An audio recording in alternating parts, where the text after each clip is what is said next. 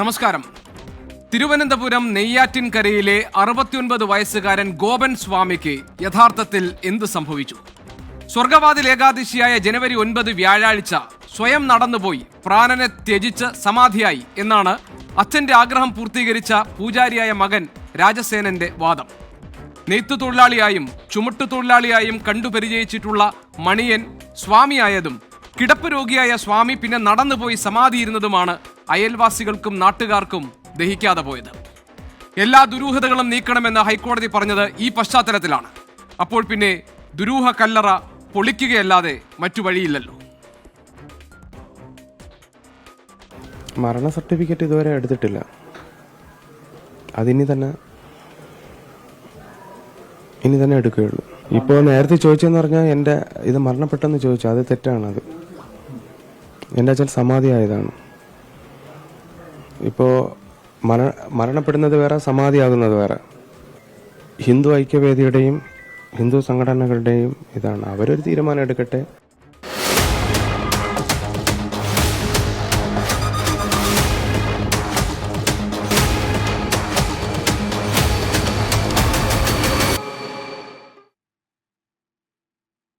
Encounter prime തുടങ്ങുകയാണ്. എല്ലാ പ്രേക്ഷകർക്കും സ്വാഗതം. ഏറ്റവും ഒടുവിൽ കിട്ടുന്ന വിവരങ്ങൾ അനുസരിച്ച് ദുരൂഹത ആരോപിക്കപ്പെട്ട ഈ സമാധി സ്ഥലം നാളെ പൊളിക്കാൻ പോവുകയാണ്.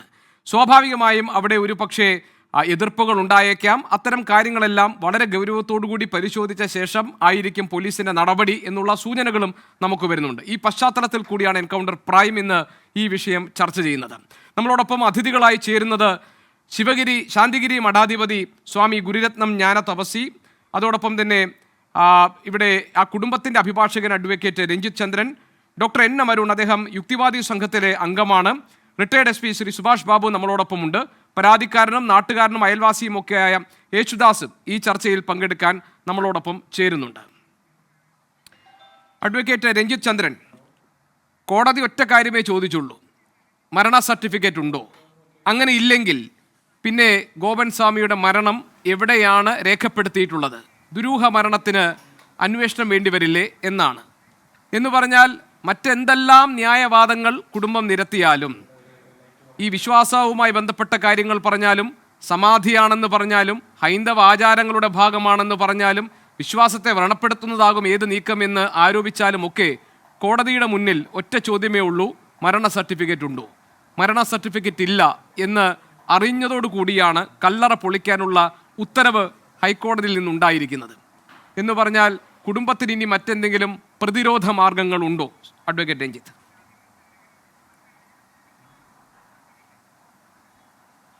അല്ല, 2-3 ദിവസമായിട്ട് കേരളത്തിൽ ഈ വിഷയം ചർച്ച ചെയ്യുകയാണ്. ആ 2-3 ദിവസമായിട്ട് ചർച്ച ചെയ്യുന്ന സമയത്ത് തന്നെ ഇതിന് യാതൊരു വിധമായിട്ടുള്ള ഒരു 99% ഇതിൽ നിയമത്തിൽ യാതൊരു വിധമായിട്ടുള്ള കുടുംബത്തിൻ്റെ വാദഗതികൾക്ക് യാതൊരു നിയമത്തിൻ്റെ ഒരു പരിരക്ഷയും കിട്ടാത്തൊരു കാര്യമാണ് എന്നുള്ള രീതിയിലാണ് പൊതുസമൂഹവും മാധ്യമങ്ങളും ഒക്കെ തന്നെ, പ്രത്യേകിച്ച് മാധ്യമങ്ങൾ, പൊതുസമൂഹമൊന്നും ഞാൻ പറയുന്നില്ല, പക്ഷേ മാധ്യമങ്ങൾ കൂടുതലായിട്ട് ഇതിനെ ചർച്ച ചെയ്യുന്നത്. പക്ഷേ അപ്പോൾ ഇന്ന് പല ചാനലുകളിലും തന്നെ, ഞാൻ താങ്കളുടെ മാത്രമായിട്ട് പറയുന്നില്ല, പല ചാനലുകളിലും തന്നെ വന്ന വാർത്ത ഹൈക്കോടതിയിൽ പോയി പണി വാങ്ങുകയാണ് എന്നൊക്കെ പറഞ്ഞുകൊണ്ടുള്ള ബഹുമാനപ്പെട്ട ഹൈക്കോടതി എന്ത് പറയും എന്ന് പോലും ഒരു ജ്യോത്സ്യനെ അടക്കം ഉള്ള പ്രവചനങ്ങൾ നടത്തിക്കൊണ്ടുള്ള പല കാര്യങ്ങളുമാണ്. പക്ഷേ ഈ ഒരു പെറ്റീഷൻ, ഈ 3 അമ്മയുടെയും അതുപോലെ 2 മക്കളുടെയും ഒക്കെ തന്നെ ഹർജി ബഹുമാനപ്പെട്ട ഹൈക്കോടതി ഫയലിൽ സ്വീകരിക്കുകയും ആ ഹർജിയിന്മേൽ അവർക്ക് നിയമാനുസരണമല്ലാത്ത കാര്യങ്ങൾ നടന്നു, 196 പ്രകാരമുള്ള നോട്ടീസാണ് അവർക്ക് നൽകിയത്. നമ്മൾ ഉന്നയിച്ച കാരണങ്ങളുണ്ട്. ആ 196 പ്രകാരമുള്ള നോട്ടീസ് കൊടുക്കുന്ന സമയത്ത് അവിടെ ഹാജരായിരിക്കുന്ന RDA പോലീസ് അന്വേഷണത്തിന് ബദലായിട്ടുള്ള ഒരു അന്വേഷണം, അതിന് ഉപരിയായിട്ടുള്ളൊരു അന്വേഷണം നടത്തണം. ആ അന്വേഷണത്തിൽ ഇവരെയൊക്കെ തന്നെ ഈ കാസ് ഓഫ് ഡെത്തിനെ കുറിച്ച് ഇവർ രണ്ടുപേരുടെ അമ്മയോടും അതുപോലെ തന്നെ മക്കളോടുമൊക്കെ തന്നെ ചോദിക്കുന്ന ഒരു നിലപാടൊന്നും സ്വീകരിച്ചില്ല. പോലീസ് എന്താണോ പറഞ്ഞത്, അല്ലെങ്കിൽ ഇതിനകത്ത് ആരാണോ വെസ്റ്റഡ് പാർട്ടി, അവരുടെ കാര്യം മാത്രം മുന്നിൽ കണ്ട് മുന്നോട്ട് പോകുന്ന ഒരു സംഗതിയാണ്.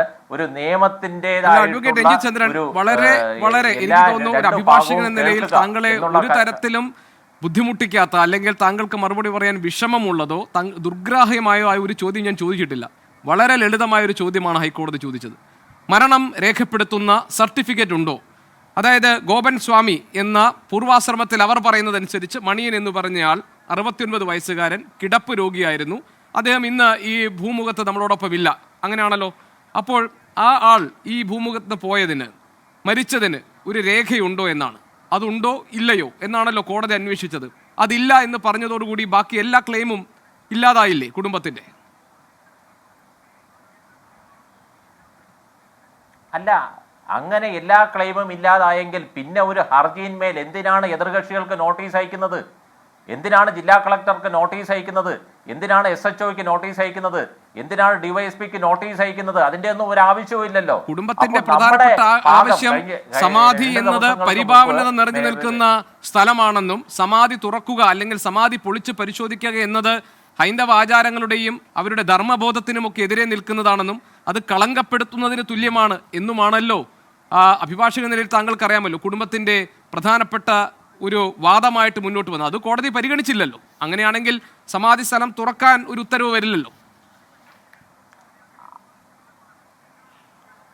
അങ്ങ് ഒരു 2 മിനിറ്റ് എനിക്ക് തന്നാൽ മതി.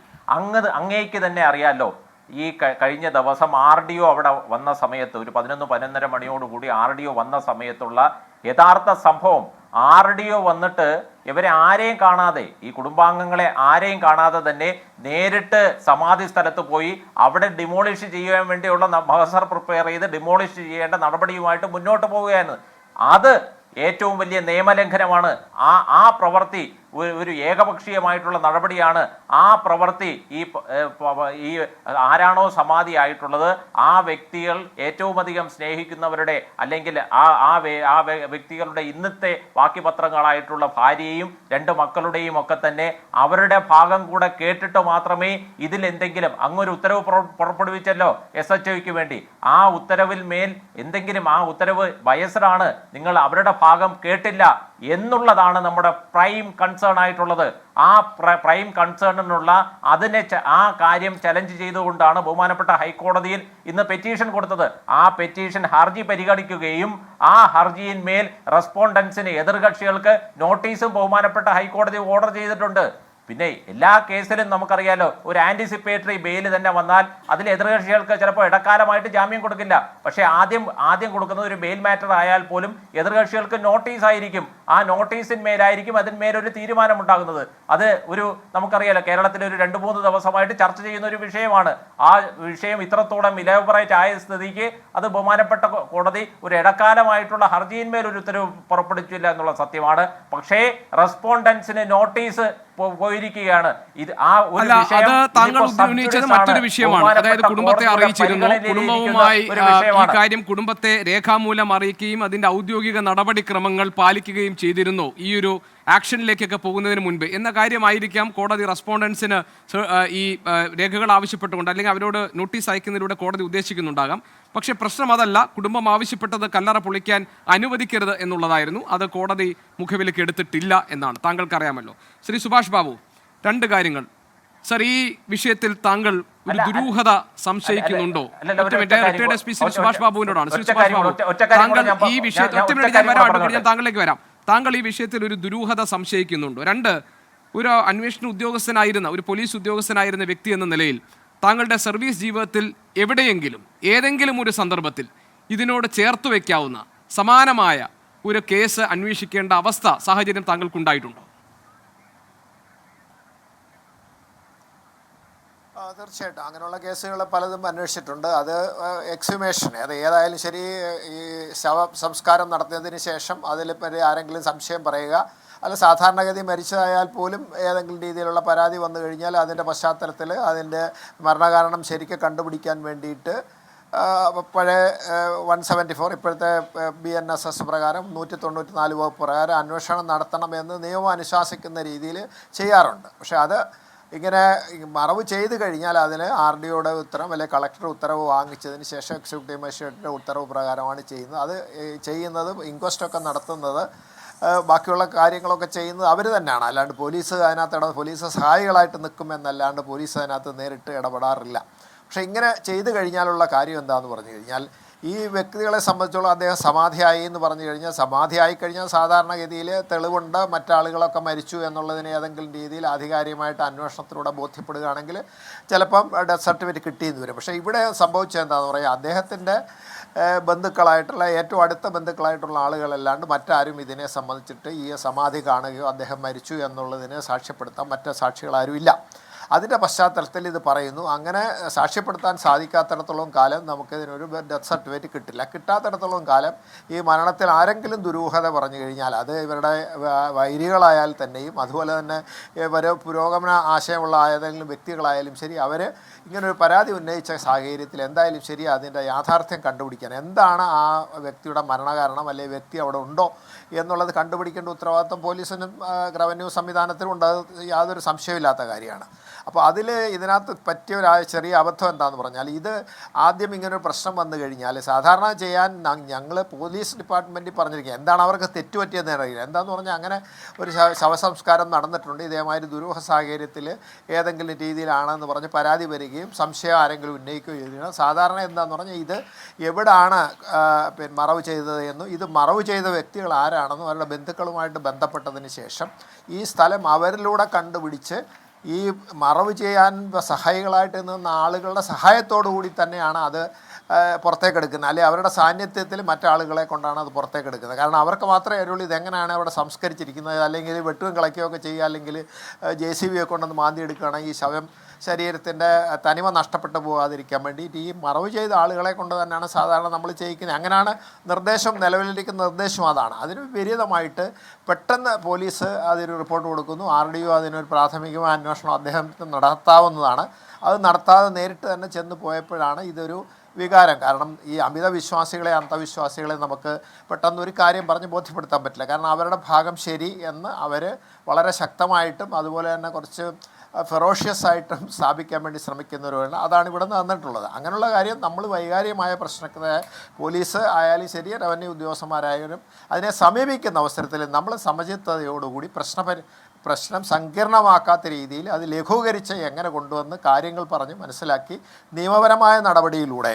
ഇപ്പോൾ ഞാൻ ഇതിനകത്ത് രണ്ട് ചാനലിൽ എന്നോട് അന്ന് ചോദിച്ചപ്പോൾ ഞാൻ പറഞ്ഞു, എന്തായാലും ശരി ഇത് തുറന്ന് പരിശോധിക്കണം, അത് നിർബന്ധമാണ്, അല്ലാണ്ട് പറ്റില്ല. പക്ഷേ അത് ചെയ്യുന്നതിന് മുമ്പ് ഈ വീട്ടുകാർക്കൊരു നോട്ടീസ് കൊടുത്തു കഴിഞ്ഞാൽ അവർ സ്വാഭാവികമായിട്ട് കോടതി പോയി കഴിഞ്ഞാൽ കോടതി ചെന്നാൽ ഇത് എന്തായാലും തുറക്കണമെന്ന് പറയുന്നതോടുകൂടി പ്രശ്നം അവസാനിക്കാം. നമ്മൾ ഇത്രയും വലിയ ചർച്ചയുണ്ടാക്കി ഇതൊരു അതായത് ഞാൻ അറിയാൻ ആഗ്രഹിച്ചത് ഒരു ഉദ്യോഗസ്ഥനായിരുന്നു, ഒരു പോലീസ് ഉദ്യോഗസ്ഥനായിരുന്ന വ്യക്തി എന്ന നിലയിൽ ഇപ്പോൾ താങ്കൾ പറഞ്ഞത് സ്വാഭാവികമായ നിയമത്തിന്റെ വഴിയിലൂടെ പോകുമ്പോൾ സമൂഹത്തിന് സംശയങ്ങൾ നിലനിൽക്കുന്ന പശ്ചാത്തലത്തിൽ ഇത് തുറന്ന് പരിശോധിക്കണം, അത് നിയമത്തിന്റെ വഴിയാണ്.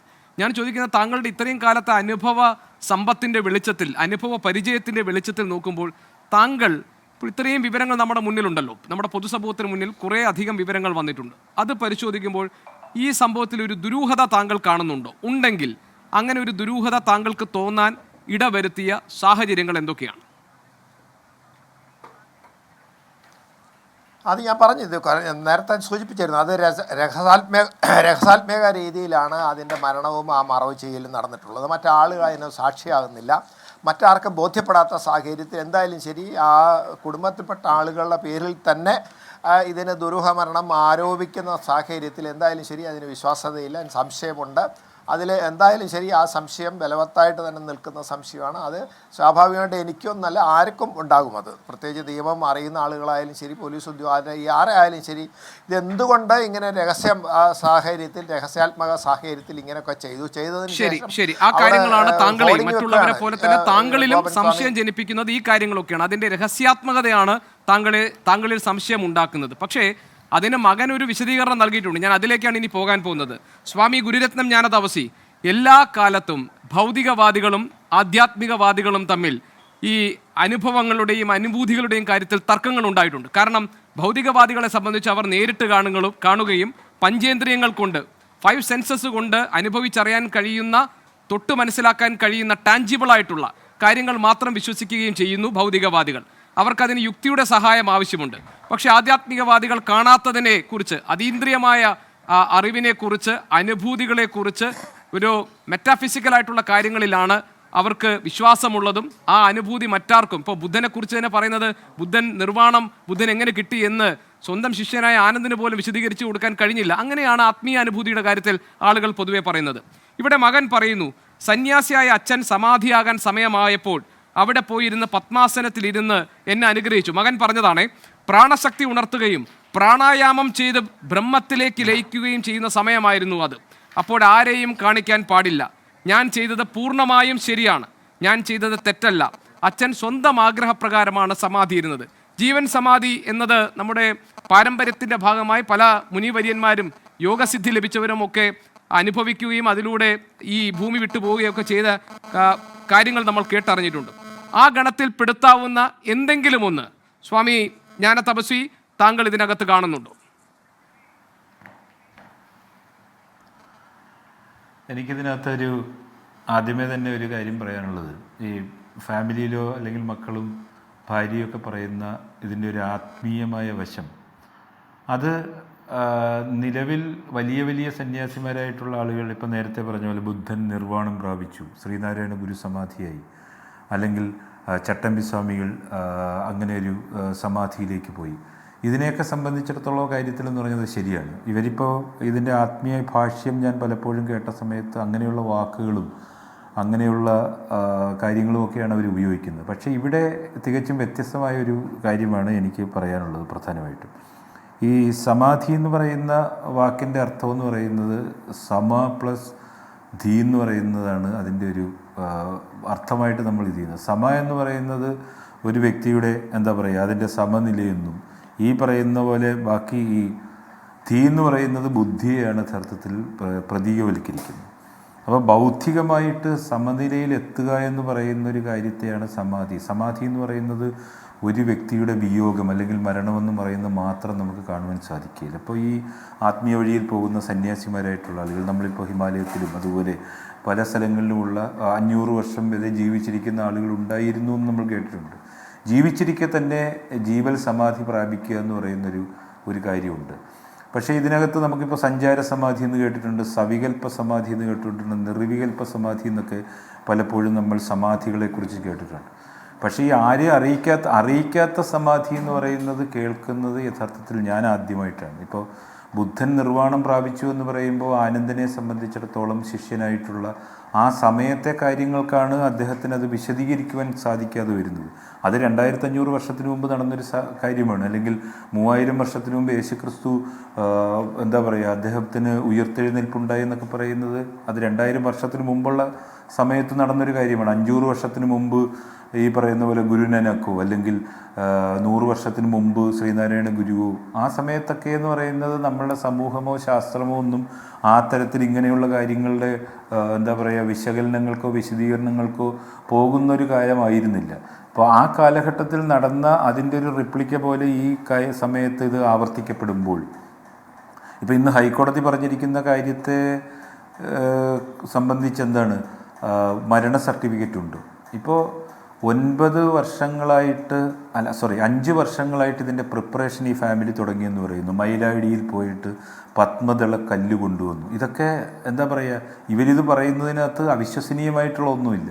പത്മദള കല്ല് കൊണ്ടുവന്നു, അച്ഛൻ അതിനകത്തെന്ന് പറയുമ്പോഴത്തേക്ക് അതിനകത്ത് ഇരുന്നിട്ട് പിന്നെ ഈ ഒരു ദിവസം വരുമ്പോൾ, അത് ഞങ്ങൾ ശിവൻ്റെ ഫോളോവേഴ്സാണ്, അപ്പോൾ ശിവൻ്റെ അനുഗ്രഹം ഉണ്ടാകണമെന്നുണ്ടെങ്കിൽ ഇത് മറ്റുള്ളവരെ അറിയിക്കാൻ പാടില്ല. ഇതൊക്കെ ശരിയാണ്. ഇതിനകത്തൊന്നും നമുക്കൊരു ആത്മീയ വഴിയിൽ അതിനൊരു തെറ്റായിട്ടുള്ള വ്യാഖ്യാനം കൊടുക്കുന്നതിന് സാധ്യമല്ല. പക്ഷേ ഇവിടെ അത് സ്ഥിതി എന്ന് പറയുന്നത് വ്യത്യസ്തമാണ്. ഇന്നത്തെ കാലഘട്ടത്തിൽ ജീവിക്കുന്ന സമയത്ത് ഒരാൾ അങ്ങനെ പറയുമ്പോൾ എന്താ പറയുക, അവർ പറഞ്ഞു മരണമെന്ന് പറയുന്ന വാക്ക് ഉപയോഗിക്കാൻ പാടില്ല. ഞാനും അതിനെ, ആ കുടുംബത്തെ ഞാൻ മാനിക്കുന്നു, ഞാൻ മരണമെന്ന് പറയുന്നൊരു വാക്ക് ഉപയോഗിക്കുന്നില്ല, വിയോഗം എന്ന് പറയുന്ന വാക്ക് ഉപയോഗിക്കുന്നു. സമാധി എന്ന് പറയുന്നൊരു വാക്ക് എനിക്ക് ഈ കാര്യത്തിൽ ഉപയോഗിക്കുവാൻ സാധിക്കുകയില്ല. അദ്ദേഹം എന്താ പറയുക ശയ്യാവലംബിയാണെന്ന് പറയുന്നു, എഴുന്നേറ്റ് നടക്കാൻ കഴിയാത്ത ആളാണെന്ന് പറയുന്നു, BP-യുടെയും മറ്റ് അസുഖത്തിൻ്റെയും ഗുളിക കഴിച്ചെന്ന് പറയുന്നു. അങ്ങനെ ഒരാളിനെ എങ്ങനെ അവിടെ കൊണ്ടുപോയി ഇരുത്തി, അതൊരു ചോദ്യമാണ്. അദ്ദേഹം അവിടെ എന്താ പറയുക അവിടെ പോയി ഇരുന്ന സമയത്താണോ സംഭവിച്ചത്, എന്തെങ്കിലും തരത്തിലുള്ള ഒരു വിഷമം ഉണ്ടായതിന് ശേഷമാണോ അദ്ദേഹത്തെ അങ്ങോട്ട് കൊണ്ടുപോയത്? എന്തായാലും അവരവിടെ പോകുന്ന സമയത്ത് അതിനെ സംബന്ധിച്ചിടത്തോളം യാതൊരു 5 വർഷമായിട്ട് ഇതിൻ്റെ പ്രിപ്പറേഷൻ അദ്ദേഹം നടത്തുന്നുണ്ടായിരുന്നുവെങ്കിൽ ജസ്റ്റ് ഇപ്പം മരണ സർട്ടിഫിക്കറ്റ് ഇല്ല, ആരെയും അറിയിച്ചില്ല എന്ന് പറയുന്ന ഒരു സത്യമാണെങ്കിൽ തന്നെയും ഇവരെന്തെങ്കിലും അദ്ദേഹത്തിൻ്റെ ഒരു വില്ലെങ്കിലും ഒരു എന്താ പറയുക ഒരു അഭീഷ്ടം ഒരാൾ മരിക്കുന്ന സമയത്ത് ഏറ്റവും ആദ്യമായിട്ട് നമ്മളതിൻ്റെ മരണാനന്തര ചടങ്ങുകൾ നടത്താനായിട്ട് നോക്കുമ്പോൾ ആദ്യം ചെയ്യുന്നു. ഈ ഇടയ്ക്ക് തന്നെ എത്രയോ ആളുകൾ മരിക്കുകയുണ്ടായി. ഇപ്പോൾ വളരെ പ്രശസ്തന്മാരായിട്ടുള്ള ആളുകൾ മരിച്ചു. ആ സമയത്ത് അവരെന്താ പറയുന്നത്, പൊതുദർശനം പാടില്ല. അപ്പം മൻമോഹൻ സിംഗ് മരിച്ച സമയത്ത് അദ്ദേഹത്തിൻ്റെ കുടുംബത്തിലുള്ള ആളുകൾക്ക് ചില നിഷ്കർഷതകളുണ്ടായിരുന്നു. MT വാസുദേവൻ നായർ മരിച്ച സമയത്ത് അദ്ദേഹത്തിൻ്റെ മകളുടെ ഒരു പ്രസ്താവന കാണുകയുണ്ടായി. സാധാരണ ഈ അനുസ്മരണങ്ങളും അതുപോലുള്ള അങ്ങനെയുള്ള കാര്യങ്ങൾക്കും അച്ഛൻ അതിനോടൊരു താല്പര്യം ഉണ്ടായിരുന്നില്ല. അപ്പോൾ മരിക്കുന്ന വ്യക്തിക്കെന്ന് പറയുന്നത് അദ്ദേഹത്തിൻ്റെ ആ അവസാന നിമിഷത്തെ കാര്യത്തെ സംബന്ധിച്ചിടത്തോളം അദ്ദേഹം പറയുന്നതിന് വളരെ പ്രസക്തമായിട്ടുള്ള ഒരു കാര്യമാണ്. അങ്ങനെ ഇരിക്കുന്ന സമയത്ത് അങ്ങനെയൊക്കെ ഉണ്ടായിരുന്നു എന്നുണ്ടെങ്കിൽ ഇവരിപ്പോൾ വിദ്യാഭ്യാസമുള്ള ആളുകളായിട്ടാണ് എനിക്ക് ഇന്നത്തെ കാലഘട്ടത്തിൽ ജീവിക്കുന്ന ആളുകളാണല്ലോ മക്കൾ. അദ്ദേഹത്തിൻ്റെ വില്ല് എഴുതി വെക്കാമായിരുന്നു, അല്ലെങ്കിൽ അദ്ദേഹത്തിൻ്റെ ഒരു അഭീഷണം എഴുതി വെക്കാമായിരുന്നു. അപ്പോൾ നമുക്ക് വേണമെന്നുണ്ടെങ്കിൽ ഇവർക്ക് ഇങ്ങനെയുള്ളൊരു സെൻസേഷനായിട്ട് ഈ ഇഷ്യൂ മാറുന്ന സമയത്ത് അവരുടെ അച്ഛൻ്റെ ആഗ്രഹം ഇതാണ്, ഇന്നതുപോലെയാണ് അച്ഛൻ എഴുതി വെച്ചിരിക്കുന്നത്, അതുകൊണ്ട് ഞങ്ങൾ ഇങ്ങനെ ചെയ്തു. വാർഡ് മെമ്പറെ പോലും അറിയിക്കാതെ അല്ലെങ്കിൽ ഈ പറയുന്ന നാട്ടുകാരെ പോലും ഒരാളുടെ മരണം കഴിഞ്ഞതിന് ശേഷം അദ്ദേഹത്തെ സമാധി ഇരുത്തിയതിന് ശേഷം ഒരു നോട്ടീസ് ഉണ്ടാക്കിയിട്ട് അദ്ദേഹത്തിൻ്റെ പടം വെച്ച് എല്ലാ ഭിത്തികളിലും മതിലുകളിലും കൊണ്ടുപോയിട്ട് ഒട്ടിച്ചു വെക്കുന്നു. അങ്ങനെ വരുന്ന സമയത്ത് ആളുകൾ അതിനകത്ത് ഒരു ദുരൂഹത കണ്ടെന്നതിൽ അതൊരു അതിശയോക്തിയായിട്ടോ അതിശയോക്തിയായി കാണാൻ പറ്റുന്നില്ല. ശരി, സ്വാമി ഗുരുരത്നം ജ്ഞാനസഭ നമുക്ക് രണ്ടാം ഘട്ടത്തിൽ കുറച്ചുകൂടി വിശദമായി ഈ കാര്യങ്ങൾ ഒരിക്കലും കാണാൻ സാധിക്കത്തില്ല. ഡോക്ടർ എൻ എം അരുൺ നമ്മളോടൊപ്പം ഉണ്ട്. ഡോക്ടർ എൻ എം അരുൺ, ഈ ആധുനിക വൈദ്യശാസ്ത്രവും ആധുനിക ശാസ്ത്രബോധവും ഒക്കെ നമ്മുടെ പുരോഗമന സമൂഹത്തിൽ നിന്നുകൊണ്ട് ഈ പരമ്പരാഗതമായ വിശ്വാസങ്ങളെയും ആത്മീയ അനുഭൂതികളെയും ഒക്കെ മറ്റൊരു തരത്തിൽ കാണാനും വ്യാഖ്യാനിക്കാനുമാണ് ശ്രമിച്ചിട്ടുള്ളത്. പ്രത്യേകിച്ച് ഫ്രോയിഡിനെ പോലെയുള്ളവരൊക്കെ ഇത്തരം ഓരോരോ ഈ അതീന്ദ്രിയമായ അനുഭവങ്ങളെക്കുറിച്ചൊക്കെ അതിന് പല ശാസ്ത്രീയമായ വ്യാഖ്യാനങ്ങളും നൽകിയിട്ടുണ്ട്. ഡോക്ടർ എൻ എം അരുൺ, യുക്തിയുടെ കണ്ണിലൂടെ താങ്കൾ ഈ കാര്യങ്ങളെ നോക്കുമ്പോൾ അന്ധവിശ്വാസികളായ ഒരു കൂട്ടം ആളുകളുടെ അസംബന്ധമായ ന്യായവാദമായിട്ടാണോ ഇതിനെ കാണുന്നത്, അതല്ല ഇതിൽ മറഞ്ഞിരിക്കുന്ന ഒരു കുറ്റകൃത്യം എന്ന് താങ്കൾ സംശയിക്കുന്നുണ്ടോ?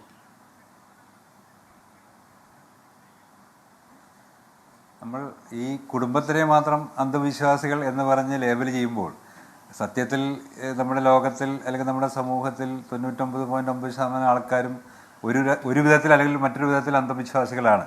ഇന്നലെയാണ് മലീമസമായ ഗംഗയിൽ 2 കോടിയിലധികം ആൾക്കാർ പുണ്യം ലഭിക്കുമെന്ന് പറഞ്ഞിട്ട് കുളിക്കാനിറങ്ങിയത്. അതുപോലെ തന്നെ ഇന്നലെയാണ് ഏതോ ഒരു മനുഷ്യന്മാർ ഒരു മലയുടെ മുകളിൽ കത്തിക്കുന്ന ഒരു വിളക്കിൽ എന്തോ ദിവ്യത്വമുണ്ടെന്ന് വിചാരിച്ച് 2 ലക്ഷം ആളുകൾ ഒരു കുന്നിൻ്റെ മുകളിൽ കയറിയിരുന്നത്. അതുപോലെയുള്ള അന്ധവിശ്വാസങ്ങൾ നമ്മുടെ സമൂഹത്തിൽ വളരെ നല്ലവണ്ണം ഉണ്ട്. അതിൻ്റെ മറ്റൊരു രൂപമാണ് നമ്മൾ ഇന്നിവിടെ കാണുന്നത്. ഇതൊരു ചെറിയൊരു അന്ധവിശ്വാസം, അത് എന്താ പറയുക, ചെറിയൊരു പറ്റിക്കൽ പരിപാടികളാണ്, മറ്റു വലിയ പറ്റിക്കൽ പരിപാടിയാണ്. ചെറിയ പറ്റിക്കൽ പരിപാടിയെ നമ്മളത് അണ്ടർസ്റ്റാൻഡ് ചെയ്തത് പുതിയൊരു സംഭവമായതുകൊണ്ട് നമ്മളതിനെ തുറന്നു കാട്ടുന്നു, മറ്റതിനെ നമ്മൾ തുറന്നു കാട്ടുന്നില്ല. ഇത് മാത്രമേ ഉണ്ടാവുന്നുള്ളൂ. ഇനി ഇതിൽ എന്താണ് ഇതിൻ്റെ ശരിയായ സംഭവം എന്ന് ചോദിച്ചാൽ നമുക്ക് അറിയില്ല, നമുക്ക് ഊഹിക്കാനും സാധിക്കുകയുള്ളൂ. ഒരു പക്ഷേ ഇദ്ദേഹം ഈ പറഞ്ഞ കാര്യങ്ങൾ ശരിയായിരിക്കും, അദ്ദേഹത്തിന് സമാധി എന്ന രീതിയിൽ പുള്ളിക്ക് ഒരു ആഫ്റ്റർ ലൈഫ് എന്ന രീതിയിൽ പുള്ളിക്ക് ഒരു ദൈവമാവണമെന്ന് ആഗ്രഹമുണ്ടായിരിക്കാം. ഞാൻ മനസ്സിലാക്കിയത് അവിടെ ഒരു അമ്പലം നടത്തുന്നുണ്ട്, അതിന് പക്ഷെ ആരും പോവാറില്ല. അതൊരു ആത്മീയ വ്യാപാരം, പൊളിഞ്ഞ ഒരു ആത്മീയ വ്യാപാരമായിരുന്നു ആ അമ്പലം. ആ ആത്മീയ വ്യാപാരം ഒന്ന് വികസിപ്പിക്കാൻ വേണ്ടിയിട്ട് ഒരു പക്ഷേ ഈ മക്കളും ചിലപ്പോൾ അച്ഛനും കൂടി ഒരുമിച്ച് തയ്യാറാക്കിയ ഒരു നാടകത്തിൻ്റെ ഫലമായിരിക്കും അത്. പക്ഷെ അവർക്ക് ചില തെറ്റുകൾ പറ്റി, അവർ കുറച്ച് ആൾക്കാരെയൊക്കെ വിളിച്ചു കൂട്ടിയിട്ട് ഇങ്ങനെ ചെയ്തിരുന്നുവെങ്കിൽ ഇത് ചിലപ്പോൾ ഈ വലിയ ബഹളങ്ങളൊന്നും ഇല്ലാതെ തന്നെ ഒരുപക്ഷെ ഇത് വലിയൊരു ദിവ്യനായിട്ട് മാറിയേക്കാമായിരുന്നു. പക്ഷേ ഇവരിങ്ങനെ ഒരു ദുരൂഹമായിട്ട് ചെയ്തപ്പോൾ, ആരെയും വിളിച്ചു കൂട്ടാതെ ആരെയും കാണാതെ ഒരു രാത്രിയിൽ ഒരു കല്ലറ ഉണ്ടാക്കി അതിൽ അടക്കിയിട്ട് ഒരു പോസ്റ്റർ മാത്രം പൊതിച്ചപ്പോൾ അപ്പോഴാണ് അടുത്തുള്ള ആളുകൾക്കൊക്കെ ഈ പ്രശ്നങ്ങൾ മനസ്സിലായത്. എനിക്ക് തോന്നുന്നത് ചുറ്റുമുള്ള ആളുകളുമായിട്ട് അവർ അത്ര നല്ലൊരു ബന്ധത്തിലല്ല, അല്ലെങ്കിൽ അവർ നേരത്തെ തന്നെ ഇതിന് പ്രിപ്പയർ ചെയ്തിട്ട് കുറച്ചുകൂടി പഠിച്ച കള്ളന്മാരായിരുന്നുവെങ്കിൽ അവർക്കിത് നേരത്തെ തന്നെ നല്ല രീതിയിൽ പ്രിപ്പയർ ചെയ്തിട്ട് നല്ലൊരു ആത്മീയ ഒരു സംഭവമൊക്കെ ഉണ്ടാക്കിയിട്ട് ഇതൊരു വലിയൊരു സംഭവമായിട്ട് കൊണ്ടാടാമായിരുന്നു. പക്ഷേ അതിനവർക്ക് സാധിച്ചില്ല. അതൊരു പക്ഷേ അവരുടെ കഴിവുകേട് കൊണ്ടായിരിക്കാം എന്ന് മാത്രമേ ഞാൻ വ്യക്തമാകാൻ വേണ്ടി ചോദിക്കണേ ഡോക്ടർ എൻ എം അരുൺ. അതായത് താങ്കൾ പറയുന്നത് ഇതിനകത്ത് 2 കാര്യങ്ങൾ, ഒന്ന് അവരുടെ അന്ധവിശ്വാസവും പിന്നെ കച്ചവട താല്പര്യവും, ഇത് രണ്ടും കൂടെ ചേർന്നാണ് ഈ സംഭവം ഉണ്ടായിരിക്കുന്നത്. അതല്ലാതെ ഒരു ക്രൈം എലമെന്റ് ഒന്നും താങ്കൾ സംശയിക്കുന്നില്ല അല്ലേ? നമുക്കറിയില്ല. അപ്പോൾ നമ്മളത് പോസ്റ്റ്മോർട്ടം ചെയ്താലേ അറിയുള്ളൂ. ഒരു പക്ഷേ അച്ഛന് ചിലപ്പോൾ ആഗ്രഹം ഉണ്ടാവില്ല, മകന് മാത്രമേ ആഗ്രഹം ഉണ്ടാവുള്ളൂ. നേരത്തെ സ്വാമി പറഞ്ഞല്ലോ, ഒരു വില്ല് എഴുതി വെച്ചിട്ടില്ല. അപ്പോൾ അവർക്ക് നേരത്തെ തന്നെ ഇത് പ്ലാൻ ചെയ്തായിരുന്നു, അവർക്കൊരു വില്ല് എഴുതി വെക്കാമായിരുന്നു. വില്ല് എഴുതി വെച്ചാൽ അച്ഛൻ്റെ വില്ല് എഴുതി വെച്ചിട്ട് അച്ഛൻ ഒരു പരസ്യമായിട്ട് അത് പറഞ്ഞിരുന്നുവെങ്കിൽ ഈ ദുരൂഹത ഉണ്ടാവില്ല. അപ്പോൾ അത് പറയാത്ത സ്ഥിതിക്ക് നമുക്കൊരു ക്രൈം ഇല്ല എന്ന് ഉറപ്പ് പറയാൻ പറ്റില്ല. ചിലപ്പോൾ മക്കൾക്ക് മാത്രമായിരിക്കാം ആഗ്രഹം, അച്ഛന് ആഗ്രഹം ഉണ്ടായിരുന്നു ഇല്ലേ നമുക്ക് അറിയില്ല. അപ്പോൾ ക്രൈം ഉണ്ടായിരിക്കാം. എന്തുവാണെങ്കിലും ഇന്നത്തെ കോടതി വിധി സ്വാഗതാർഹമാണ്. പലപ്പോഴും കോടതികൾ മതങ്ങളുടെ അല്ലെങ്കിൽ ആചാരങ്ങളുടെ മുകളിൽ അല്ലെങ്കിൽ മുന്നിൽ ഓച്ചാനിച്ച് നിൽക്കുന്ന ഇന്നത്തെ ഭാരതത്തിൽ ഇങ്ങനെയുള്ള വിധികൾ വരുന്നു. വിധിയല്ല, ഒരു ഒബ്സർവേഷൻ മാത്രമാണ് വന്നിട്ടുള്ളത് ഞാൻ മനസ്സിലാക്കിയിട്ടുള്ളത്. ആ ഒബ്സർവേഷൻ അതുപോലെ ഇത് തടയാതിരിക്കുന്നത് ഇതെല്ലാം തന്നെ കോടതി അങ്ങനെ ചെയ്ത് നല്ലതാണ്. നമുക്കറിയാം പല കോടതി വിധികൾ തന്നെ, ഇപ്പോൾ ശബരിമല സ്ത്രീ പ്രവേശനം പോലെയുള്ള കോടതി വിധികൾ തന്നെ നമുക്ക് നടപ്പാക്കാൻ സാധിച്ചിട്ടില്ല. അപ്പം അങ്ങനെ ഒരു മതവിശ്വാസത്തിൻ്റെയും വർഗീയതയുടെയൊക്കെ എന്താ പറയുക മലീമസമായിട്ടുള്ള ഒരു സമൂഹത്തിലാണ് നമ്മൾ ഇരിക്കുന്നത്. ആ സമൂഹത്തിൽ ഇരിക്കുന്ന ആളുകൾ തന്നെയാണ് ഇതൊക്കെ ചെയ്യുന്നത്. അപ്പോൾ ഇതൊന്നും തന്നെ വലിയൊരു പ്രശ്നമാവാൻ എന്താണ് കാരണം? ഒരു വർഗീയ വിദ്വേഷം ഉണ്ടാക്കാൻ ശ്രമിച്ചു. മുസ്ലിം എന്ന പേര് മക്കൾ പറഞ്ഞുകൊണ്ടേയിരിക്കുകയായിരുന്നു. അപ്പോൾ അതുകൊണ്ടാണ് ഇത് പ്രശ്നമായത് തന്നെ. അപ്പോൾ എപ്പോഴും അങ്ങനെ ആ രീതിയിൽ വർഗീയ വിദ്വേഷം പരത്തിക്കൊണ്ട് സമൂഹത്തിന് പിന്നോട്ട് നടത്താൻ വേണ്ടിയിട്ട് ഒരുപാട് പേര് ശ്രമിക്കുന്നുണ്ട്. അതിന്റെ ഭാഗം തന്നെയാണ് ഇതും. പക്ഷേ ഭാഗ്യവശാൽ കോടതി നല്ലൊരു രീതിയിലൊരു ഇതെടുത്തു. സാങ്കേതികമായ കാര്യങ്ങളാണല്ലോ അന്വേഷിച്ചിട്ടുള്ളത്. അതിന്റെ സാങ്കേതികമായ കാര്യമാണ്. അതായത് മരണ സർട്ടിഫിക്കറ്റ് ഉണ്ടോ ഇല്ല, അപ്പോൾ അത് സ്വാഭാവിക മരണമാണോ അസ്വാഭാവിക മരണമാണോ എന്ന് തീർച്ചപ്പെടുത്താൻ കഴിയില്ല. അതുകൊണ്ട് തന്നെ കല്ലറ പൊളിച്ചുള്ള പരിശോധനയ്ക്ക് കോടതി അനുവാദം നൽകുകയും ചെയ്യുന്നു. അഡ്വക്കേറ്റ് രഞ്ജിത്ത്, അതായത് ഹിന്ദുമത വിശ്വാസം അനുസരിച്ചാണ് അച്ഛൻ മരിച്ചപ്പോൾ അച്ഛൻ്റെ ആഗ്രഹപ്രകാരം സമാധി ഇരുത്തിയത് എന്നായിരുന്നല്ലോ ഹർജിയിലെ പ്രധാനപ്പെട്ട വാദം. ഹിന്ദുമത വിശ്വാസം അനുസരിച്ച് ചെയ്ത ഈ സമാധി എന്നത് സമാധിയായി മരിക്കുന്നത് രാജ്യത്ത് വിലക്കിയിട്ടില്ല എന്നാണ് നിങ്ങൾ കോടതിയിൽ ഹർജിയിൽ ആവശ്യപ്പെട്ടത്. പക്ഷേ അപ്പോൾ കോടതി ചോദിക്കുന്നു, ഈ അസ്വാഭാവിക മരണമാണോ അതോ സ്വാഭാവിക മരണമാണോ? അങ്ങനെയാണെങ്കിൽ ഇത് എവിടെയാണ് രേഖപ്പെടുത്തിയിട്ടുള്ളത്? മരണ സർട്ടിഫിക്കറ്റ് ഉണ്ടോ, ഡെത്ത് സർട്ടിഫിക്കറ്റ് ഉണ്ടോ എന്ന ചോദ്യം ചോദിക്കുന്നു.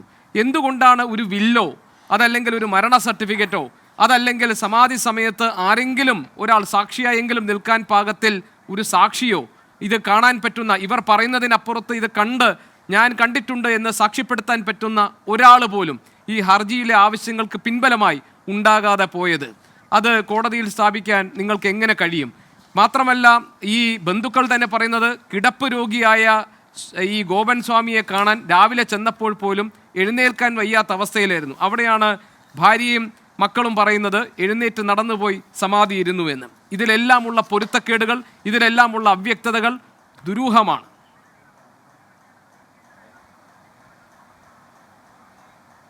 ശ്രീ ഗോപികൃഷ്ണൻ, ഇതിനകത്ത് ആരാണ് ബന്ധുക്കൾ? ഒരു ബന്ധുവും പറഞ്ഞിട്ടില്ല. ഇവരുടെയൊക്കെ തന്നെ താല്പര്യം എന്ന് പറഞ്ഞാൽ ഈ ക്ഷേത്രവുമായിട്ട് ബന്ധപ്പെട്ട് അവിടെ അവർക്ക് കൃത്യമായിട്ട് ക്ഷേത്രം പണിത സമയത്ത് അവരുടെ വഴി നഷ്ടപ്പെട്ടു. അവർക്ക് വീട്ടിലോട്ടുള്ള നേരായിട്ടുള്ള വഴി നഷ്ടപ്പെട്ടു. ക്ഷേത്രത്തിൻ്റെ ചുറ്റുമതിലോടുകൂടി അവരുടെ വഴി നഷ്ടപ്പെട്ടു. അങ്ങനെ വഴി നഷ്ടപ്പെട്ട വ്യക്തി പറഞ്ഞ കാര്യങ്ങളാണ്. ഇതിന് നമ്മളാരും തന്നെ ഈ കാര്യങ്ങൾ അദ്ദേഹം എഴുന്നേറ്റ് നടക്കുമോ, അദ്ദേഹം കിടപ്പ് രോഗിയായിരുന്നു, അദ്ദേഹത്തിൻ്റെ ഏത് സ്ഥിതിയായിരുന്നു, ഇതൊന്നും നമ്മൾ കണ്ടിട്ടില്ല.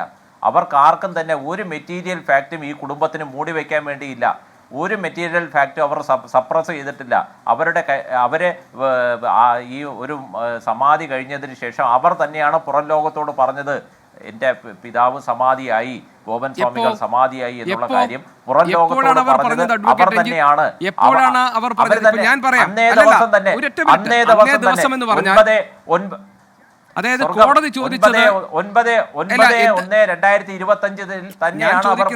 അവരുടെ വീടിനോടൊന്ന് ചേർന്ന് നിൽക്കുന്ന താമസിക്കുന്ന അയൽവാസിയായ വിശ്വംഭരന്റെ പ്രധാനപ്പെട്ട പരാതി എന്താണ്?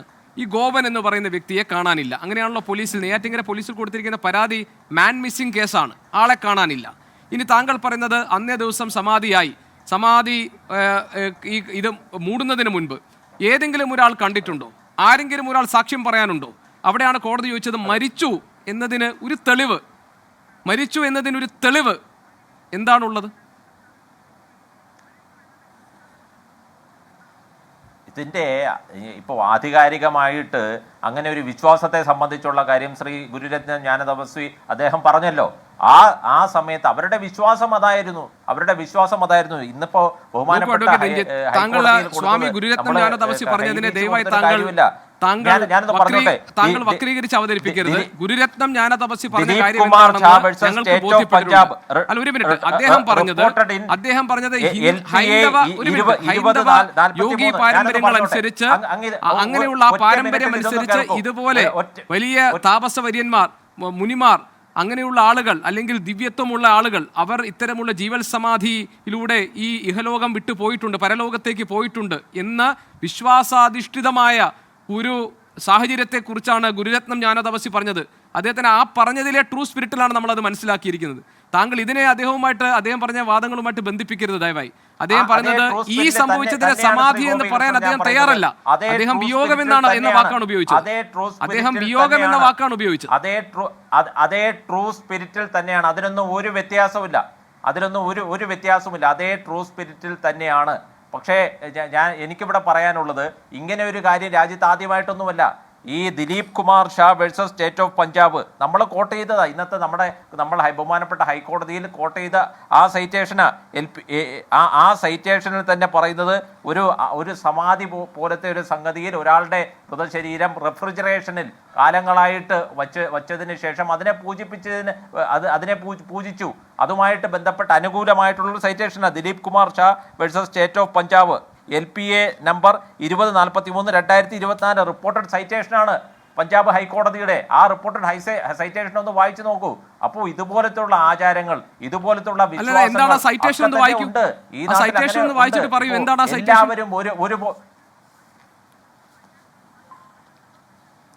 The Honorable High Court declared that desire of the disciples of a religious preacher by the name of Ashutosh Ji Maharaj, head of the Divya Jyoti Sastan, to preserve the worldly body of the preacher in a refrigerator amounts to exercise the fundamental rights guaranteed under Article 25 and 26 the Constitution of India, that as long as it does not violate the public order, morality or health, the right to preserve such a body cannot be interfered by the courts. പിന്തുടരുന്നവർക്ക് അദ്ദേഹത്തിന്റെ ആഗ്രഹപ്രകാരം ആ ഭൗതിക ശരീരത്തെ സൂക്ഷിക്കാനുള്ള അവകാശത്തെക്കുറിച്ചാണ്. അതൊരു വിശ്വാസത്തിന്റെ ഭാഗമായിട്ടാണ്. ഇവിടെ ആരോട് എപ്പോൾ പറഞ്ഞു? ഇവിടെ ഗോപൻ സ്വാമിയുടെ സമാധിയുടെ കാര്യം ആരോട് എപ്പോൾ പറഞ്ഞു? ഗോപൻ സ്വാമിയുടെ കുടുംബവും അത് മാത്രമേ പറയുന്നുള്ളൂ. അദ്ദേഹം പിതാവ് സമാധിയായതിന് ശേഷമുള്ള ഗോപൻ സ്വാമി കർമ്മങ്ങളുണ്ട്. ഞാൻ ചോദിക്കുന്നത്, ഗോപൻ സ്വാമി ഏത് വിശ്വാസ വിഭാഗത്തിന്റെ ആചാര്യനായിട്ടാണ് താങ്കൾ അവതരിപ്പിക്കുന്നത്? ഗോപൻ സ്വാമിയെ ഏത് വിശ്വാസ വിഭാഗത്തിന്റെ ആചാര്യനായിട്ടാണ് താങ്കൾ അവതരിപ്പിക്കുന്നത്? ഇപ്പൊ വായിച്ച സൈറ്റേഷൻ അനുസരിച്ചാണെങ്കിൽ ഏത് വിശ്വാസ വിഭാഗത്തിന്റെ ആചാര്യനായിട്ടാണ്? ഏത് വിശ്വാസികളോടാണ് അദ്ദേഹം ആഹ്വാനം ചെയ്തത് ഞാൻ സമാധിയിലേക്ക് പോകുന്നു? അച്ഛൻ മക്കളോട് പറഞ്ഞതാണോ? അച്ഛൻ മക്കളോട് പറഞ്ഞു എന്ന് മക്കൾ പറയുന്നതാണോ? ഏത് വിശ്വാസത്തിലെ ആചാര്യനായിരുന്നു എന്നുള്ളത് ഈ കേരളത്തിലെ 3.5 കോടി ജനതയ്ക്കും ഇപ്പോഴറിയായിരിക്കും. അങ്ങേക്ക് അറിഞ്ഞുകൂടെങ്കിൽ എനിക്കത് വിശദീകരിക്കാൻ വേണ്ടി ഹിന്ദു വിശ്വാസമായിരുന്നു. അദ്ദേഹം ഗോപൻ സ്വാമികൾ ഹിന്ദു വിശ്വാസമായിരുന്നു. ഹിന്ദു വിശ്വാസത്തെ കുറിച്ചല്ല ഞാൻ ചോദിച്ചത്. ഞാൻ ചോദിച്ചത് ശിവ ആരാധനയാണ് നടത്തിയിരുന്നത്. അദ്ദേഹം ചെയ്തിട്ടുള്ള ജോലികൾ, അതിനുശേഷം അദ്ദേഹം സന്യാസിയായി അതിനുശേഷം സമാധിയാകാൻ പോകുന്നു എന്ന് അദ്ദേഹം പറഞ്ഞതിന്റെ എന്ത് തെളിവാണ് താങ്കളുടെ കൈവശമുള്ളത്? ശ്രീ ഗോപികൃഷ്ണൻ, ഞാനൊന്ന് പറഞ്ഞോട്ടെ. ഇതിന് സമാനമായിട്ടുള്ള സംഭവങ്ങൾ ഇന്ത്യയിൽ ഒറ്റപ്പെട്ട സംഭവമെന്നല്ല, ഇതിന് സമാനമായിട്ടുള്ള സംഭവങ്ങളുമായിട്ട് ഇന്ത്യയിൽ ഹർജികൾ പോയിട്ടുണ്ട്. ആ ഹർജിക്കാർക്ക് അനുകൂലമായിട്ടുള്ള വിധികൾ ഇന്ത്യയിലെ മറ്റ് ഹൈക്കോടതികളിൽ നിന്ന് ലഭ്യമായിട്ടുണ്ട്. ആ സൈറ്റേഷനുമൊക്കെ തന്നെ കോട്ട് ചെയ്ത് കൊണ്ടാണ് ഇന്നത്തെ ഹർജി ബോധിപ്പിച്ചത്. ആ ഹർജിയിന്മേൽ എന്താണ് ഈ എതിർകക്ഷികൾക്ക് നോട്ടീസ് ഓർഡർ ചെയ്തില്ലേ? ആ എതിർകക്ഷികൾ എന്തുകൊണ്ട് നമ്മുടെ ഭാഗം കേട്ടില്ല? എതിർകക്ഷികൾക്ക് നോട്ടീസ് കൊടുത്തത് നേരത്തെ ശ്രീ സുഭാഷ് ബാബു ഒക്കെ പറഞ്ഞതുപോലെ ആ കണ്ടൻഷൻ മനസ്സിലായി. അതായത് ഈ കുടുംബത്തെ കാര്യങ്ങൾ അറിയിച്ചില്ല, അവർക്ക് നോട്ടീസ് കൊടുത്തില്ല, അവരെ വിശ്വാസത്തിലെടുക്കണമായിരുന്നു എന്ന കാര്യമാണ്. അല്ലാതെ കുടുംബം ഉന്നയിച്ച വാദങ്ങളുണ്ടല്ലോ, സമാധിയാണ്, അത് ഹിന്ദു ആചാരപ്രകാരമാണ്, അത് ഞങ്ങളുടെ വിശ്വാസത്തിന്റെ സ്വാതന്ത്ര്യമാണ് എന്ന ഭാഗം കോടതി അംഗീകരിച്ചിട്ടില്ല. കോടതി ഈ ഇങ്ങനെ ഒരാൾ മരിച്ചിട്ടുണ്ടോ? മരിച്ചിട്ടുണ്ടെങ്കിൽ അത് സ്വാഭാവിക മരണമാണോ അസ്വാഭാവിക മരണമാണോ? സ്വാഭാവിക മരണമാണെങ്കിൽ അതിന്റെ തെളിവ് എന്താണ്? മരണ സർട്ടിഫിക്കറ്റ് എവിടെ? ഇതാണ് കോടതി ചോദിച്ചത്. അല്ലാതെ ഈ നടപടിക്രമങ്ങൾ സംബന്ധിച്ച കാര്യങ്ങളിൽ റെസ്പോണ്ടൻസിന് നോട്ടീസ് അയച്ചതും ഇതുമായി താങ്കൾ ഇതിനെ കൂട്ടിക്കുഴിക്കുന്നു. Why do you deviate from this main issue? പ്രധാനപ്പെട്ട പ്രശ്നം എന്താണ്? ഈ മരണം സംഭവിച്ചത് എങ്ങനെ? അതിനെന്താണ് തെളിവ് എന്നാണ് കോടതി ചോദിച്ചത്. For that have you got any answer? ഞാൻ ഈ ഇഷ്യൂല് മാത്രമാണ് ലോയിൽ മാത്രമാണ് ഞാൻ നിൽക്കുന്നത്. എക്സിബിറ്റ് P5 ആയിട്ട് നമ്മൾ ബഹുമാനപ്പെട്ട ഹൈക്കോടതിയിൽ ഹാജരാക്കിയതെന്ന് പറഞ്ഞാൽ RDO ഇഷ്യൂ ചെയ്ത SHOക്ക് ഇഷ്യൂ ചെയ്ത നോട്ടീസാണ്. ആ SHOക്ക് ഇഷ്യൂ ചെയ്ത നോട്ടീസ് ഇല്ലീഗലാണ്. That is biased notice, that not heard our part എന്നുള്ള കാര്യമാണ് നമ്മൾ ബഹുമാനപ്പെട്ട ഹൈക്കോടതിയിൽ നമ്മൾ ഉന്നയിച്ചത്. അന്ന് RDO വന്ന സമയത്തും ഞങ്ങൾ ഉന്നയിച്ച കാര്യം ഇതാണ്. ഇവിടെ 3 ജീവനുകളുണ്ട്.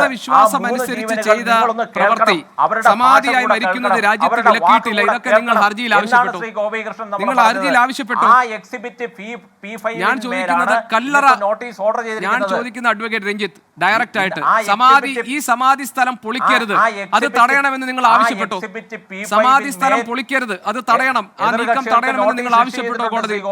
സമാധി സ്ഥലം പൊളിക്കരുത്, അത് തടയണമെന്ന്, ആ നീക്കം തടയണമെന്ന് നിങ്ങൾ ആവശ്യപ്പെട്ടോ കോടതിയിൽ? ഗോപികൃഷ്ണൻ എല്ലാ ബെയിലും ഏത് ബെയിൽ ആപ്ലിക്കേഷൻ വന്നാലും അതിനെല്ലാം തന്നെ ഇന്റർവ്യൂമായിട്ട് ബെയിൽ അനുവദിക്കാറുണ്ടോ? നിങ്ങളത് ആവശ്യപ്പെട്ടോ കോടതിയിൽ? കാര്യമല്ലേ? സമാധി സ്ഥലം പൊളിക്കരുതെന്ന് നിങ്ങൾ ആവശ്യപ്പെട്ടോ കോടതിയിൽ? അല്ല, ഈ ഒരു പെറ്റീഷൻ വരുന്ന സമയത്ത്, ഈ ഒരു പെറ്റീഷൻ ഹർജി ഫയൽ ചെയ്യുന്ന സമയത്ത് എന്താ കേരളത്തിലെ മാധ്യമങ്ങൾ പറഞ്ഞത്? ഇങ്ങനെ ഒരു പെറ്റീഷൻ ഫയൽ ചെയ്യാനുള്ള യാതൊരു നിയമ സാധുതയും ഹർജിക്കാർക്കില്ല. അവർ മാധ്യമങ്ങൾ ഈ വിഷയം കൈകാര്യം ചെയ്തതുമായി ബന്ധപ്പെട്ട ചർച്ചയല്ല. അതിന് താങ്കൾക്ക് വിമർശനങ്ങളാകാം. ഈ ജനാധിപത്യ സമൂഹത്തിൽ താങ്കൾക്ക് മാധ്യമങ്ങളെ വിമർശിക്കാം, മാധ്യമങ്ങൾ ചെയ്ത രീതികളെ വിമർശിക്കാം. ഞങ്ങളാരും വിമർശനങ്ങൾക്ക് അതീതരൊന്നല്ല. തെറ്റുകൾ പറ്റിയിട്ടുണ്ടെങ്കിൽ ശരി, തെറ്റുകൾ നിങ്ങൾക്ക് വിമർശിക്കാം, ചൂണ്ടിക്കാണിക്കാം, തിരുത്താം. നിങ്ങൾക്ക് അതിനെല്ലാമുള്ള സ്വാതന്ത്ര്യം രാജ്യത്ത് ഏത് പൗരനുണ്ട്. അതല്ലല്ലോ പ്രശ്നം. മാധ്യമങ്ങൾ കൈകാര്യം ചെയ്ത വിഷയമല്ല നമ്മൾ ചർച്ച ചെയ്യുന്നത്. നമ്മൾ ചർച്ച ചെയ്യുന്നത് ഇതിന്റെ മെറിറ്റാണ്. നിങ്ങളത് ആവശ്യപ്പെട്ടോ കോടതിയിൽ? കല്ലറ പൊളിക്കരുത് എന്ന് നിങ്ങൾ ആവശ്യപ്പെട്ടോ? അതിന് താങ്കൾ ആവശ്യപ്പെട്ടു. സമ്മതിച്ചോ കോടതി? സമ്മതിച്ചോ കോടതി? ആ മെറിറ്റിന്മേലാ ഞാൻ പറയുന്നത്. ഇങ്ങനെ ഒരു പെറ്റീഷൻ എന്ന് പറയുന്നത് 2024 ഈ 21ാം നൂറ്റാണ്ടിൽ ഒരിക്കലും അക്സെപ്റ്റബിൾ അല്ല എന്നല്ലേ പറഞ്ഞത്? ആ പെറ്റീഷൻ സ്വാഭാവികമായ അസ്വാഭാവികമായ മരണമാണോ എന്ന് തെളിയിക്കാൻ എന്തുണ്ട് എന്നാണ്. ഗോപൻ സ്വാമിയുടെ മരണം സ്വാഭാവികമാണോ അസ്വാഭാവികമാണോ എന്ന് എങ്ങനെ കണ്ടെത്തും എന്നാണ്.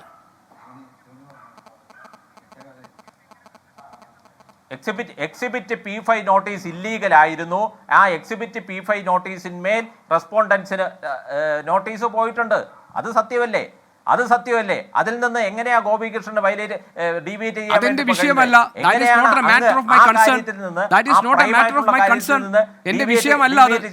എന്റെ വിഷയമല്ല. ഞാൻ ചോദിക്കുന്നത് നിങ്ങൾ എന്തിനാണോ കോടതിയെ സമീപിച്ചത്? നിങ്ങൾ എന്തിനാണ് കോടതിയെ സമീപിച്ചത്? നിങ്ങൾ എന്തിനാണ് സർ കോടതിയെ സമീപിച്ചത്? കല്ലറ പൊളിക്കാതിരിക്കണം എന്നതല്ലേ കുടുംബത്തിന്റെ ആവശ്യം? അത് അംഗീകരിച്ചു. പ്രൈം കൺസേണുമായിട്ടാണ് കോടതിയിലെത്തിയത്. നമ്മുടെ ഭാഗം കേട്ടില്ല എന്നുള്ള പ്രൈമായിട്ടുള്ള കൺസേണുമായിട്ടാണ് നമ്മൾ ബഹുമാനപ്പെട്ട ഏതായാലും കല്ലറ പൊളിക്കാനുള്ള തീരുമാനമായിട്ടുണ്ട്. അത് നാളെ ഉണ്ടാകുമെന്നാണ് നമ്മൾ മനസ്സിലാക്കുന്നത്. ഇനി ഈ ഗോപൻ സ്വാമിയുടെ ഒരു പൂർവാശ്രമം എന്ന് പറയാം. അദ്ദേഹം നെയ്ത്തു തൊഴിലാളിയായിരുന്നു, അദ്ദേഹം ചുമട്ട് തൊഴിലാളിയായിരുന്നു. അതിനുശേഷം അദ്ദേഹം സന്യാസത്തിലേക്ക് കടക്കുന്നു. അതിനുശേഷം ഈ സമാധി എന്ന വിവരങ്ങൾ പുറത്തു വരുന്നു. അദ്ദേഹം കിടപ്പ് രോഗിയായി ഏതാണ്ട് വർഷങ്ങൾ കിടന്നിരുന്നു. അദ്ദേഹം ഹൈ ബ്ലഡ് പ്രഷറിനും ഷുഗറിനുമുള്ള മരുന്നുകൾ കഴിച്ചിരുന്നു. അന്ന് രാവിലെ പോലും ഒരു ബന്ധു വന്ന് അദ്ദേഹം കിടപ്പ് രോഗിയായി കിടക്കുന്ന ആളെ കണ്ടുപോയ ശേഷം നടന്നുപോയി സമാധി ഇരുന്നു എന്നത് ഏത് യുക്തിയുടെ വെളിച്ചത്തിൽ നമുക്ക് ന്യായീകരിക്കാൻ കഴിയുമെന്ന ചോദ്യമാണ് അയൽവാസികളും ഈ ഗോപൻ സ്വാമിയെ കാണാനില്ല എന്ന് പറഞ്ഞ് കേസ് കൊടുത്തവർ ഉന്നയിക്കുന്ന പ്രധാനപ്പെട്ട വാദം. അങ്ങനെയുള്ള ഒരു പ്രദേശവാസി യേശുദാസ് നമ്മളോടൊപ്പം ഈ ചർച്ചയിൽ നിന്ന് പങ്കെടുക്കാനുണ്ട്. യേശുദാസ്, എങ്ങനെയാണ് ഗോപൻ സ്വാമിയുടെ ഈ സാഹചര്യങ്ങളെ, അതായത് ഈ സമാധിയുമായി ബന്ധപ്പെട്ട വിവാദങ്ങളെ നോക്കിക്കാണുന്നത്? നാട്ടുകാർക്ക് എന്തൊക്കെ സംശയങ്ങളാണ് ഈ കാര്യത്തിലുള്ളത്? എന്തുകൊണ്ടാണ് സമാധി തുറക്കാൻ വേണ്ടി വരുമ്പോൾ ഒരു വിഭാഗം അതിനെ എതിർക്കുന്നതിൻ്റെ കാര്യകാരണങ്ങൾ കൂടി നമ്മൾ പരിശോധിക്കും. നാട്ടുകാരനും പ്രദേശവാസിയുമായ യേശുദാസ് കൂടി ഇനി ഈ ചർച്ചയിൽ നമ്മളോടൊപ്പം ചേരുന്നുണ്ട്. യേശുദാസ്, ഈ നെയ്യാറ്റിൻകരയിലെ സമാധിയിൽ ദുരൂഹതയുണ്ടെന്നും പോലീസ് ഈ കാര്യങ്ങൾ അന്വേഷിക്കണമെന്നുമുള്ള ആവശ്യം ആദ്യം വന്നത് നാട്ടുകാരിൽ നിന്നാണ്. എന്തുകൊണ്ടാണ് നിങ്ങൾ ഇങ്ങനൊരു ആവശ്യം പോലീസിന് മുന്നിൽ വയ്ക്കുന്നത്? ഹലോ ഹലോ പറഞ്ഞോളൂ യേശുദാസ്, കേൾക്കാം. കേൾക്കുന്നുണ്ടോ സാറ് പറഞ്ഞ? ഞാൻ പറഞ്ഞ കേൾക്കുന്നുണ്ടോ? കേൾക്കാലോ യേശുദാസ്, പറയൂ. ഇത് 10-ാം തീയതി എന്ന് പറഞ്ഞ 10-ാം തീയതി രാവിലെ വെള്ളിയാഴ്ച കൃത്യം 6:30 മണിക്ക് ഞാൻ റോഡിലോട്ട് വന്നിട്ട് തിരിച്ച് വന്നൊരു ചായയും കുടിച്ചിട്ട് വീട്ടിലോട്ട് പോയപ്പോഴാണ് അവിടെ ഒരു ഫ്ലെക്സ് ബോർഡ് കണ്ടത്. ഗോവൻ സ്വാമി സമാധിയായി എന്നും പറഞ്ഞുകൊണ്ട് 35 വർഷം പരിചയമുള്ള ഞാനാണ്. ഗോവൻ സ്വാമി ഞാനോട് പരിചയക്കാരനാണ്. എൻ്റെ വീടിൻ്റെ അയൽവക്കത്താണ് ഇപ്പോൾ ഈ ക്ഷേത്രം പണി വെച്ചിരിക്കുന്നത്. ഹലോ, കേൾക്കുന്നുണ്ടോ? ഓ, പിന്നെ കേൾക്കുന്നുണ്ട്. ഹലോ സാറേ, ആ ക്ഷേത്രത്തിൻ്റെ നല്ല രീതിയിൽ നാട്ടുകാരെല്ലാം കൂടി ചേർന്നാണ് ആ ക്ഷേത്രം പണി ചെയ്തതും എടുത്തതും. ഇങ്ങേരെ സ്വന്തം സ്ഥലം എന്ന് പറഞ്ഞാൽ പ്ലാവുള എന്ന് പറയും. ആ വഴിമുക്കിൻ്റെ താഴെ പ്ലാവുള. അങ്ങേരെ പേരെന്ന് പറഞ്ഞാൽ യഥാർത്ഥ പേരെന്ന് പറഞ്ഞാൽ കിഷനാണ്. തിരിച്ച് അവിടെ ഒരു അടിക്കേസൊക്കെ നടത്തി ഒരു സ്ത്രീ അടക്കം 7 പേരെ വെട്ടിയിട്ടാണ് അവിടുന്ന് ഒളിച്ചാണ് ഈ ആറാലുമൂട് എന്ന് പറഞ്ഞ സ്ഥലത്ത് വന്നത്. ഇവിടെ വന്നിട്ട് ആ പേര് കിഷൻ എന്നുള്ള പേര് മാറ്റിയിട്ട് ഗോവൻ മണി എന്ന പേര് കൊടുത്താണ് ഇവിടെ ആറാലൂട് യൂണിയനിൽ കയറുന്നത്. BMS യൂണിയനിൽ ചേർന്ന് ഇവിടെ നല്ല പ്രവർത്തനവും നല്ല രീതിയിലൊക്കെ ചെയ്ത് ചെമ്പുതൊഴിലാളിയായി എൻ്റെ കൂടെ പണിക്ക് വന്നിട്ടുണ്ട്. എൻ്റെ കൂടെ മരം മുറിക്കാൻ വന്നിട്ടുണ്ട്. അങ്ങേരെ കൂടെ ഞാൻ ബാനം വെട്ടാൻ പോയിട്ടുണ്ട്.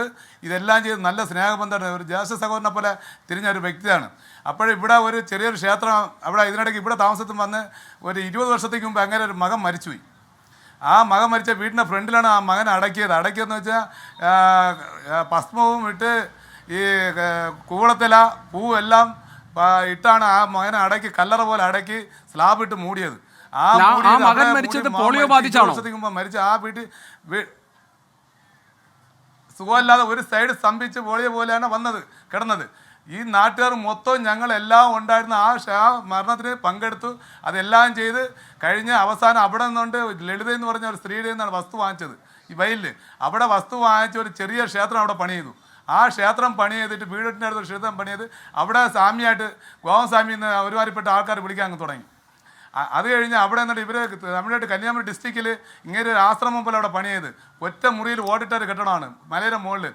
അത് ആ കെട്ടിടത്ത് അവിടെ ഇരുന്ന് അവിടെ മുത്തുമണി സ്വാമി എന്ന് പറഞ്ഞ ഒരാളിന് വിറ്റിട്ട് വന്നാണ് ആ പൈസയും കൊണ്ടുവന്ന് നാട്ടുകാരുടെ പൈസ, എൻ്റെ പൈസ അതില്ലാതെ കൊണ്ട് നാട്ടുകാരോട് പിരിച്ചു പറിക്കാണ് അവിടെ ഒരു ക്ഷേത്രം പണിയത്. ശിവക്ഷേത്രം, ശ്രീ കൈലാസനാഥൻ എന്ന് പറഞ്ഞ ഒരു ക്ഷേത്രം പണിയത്.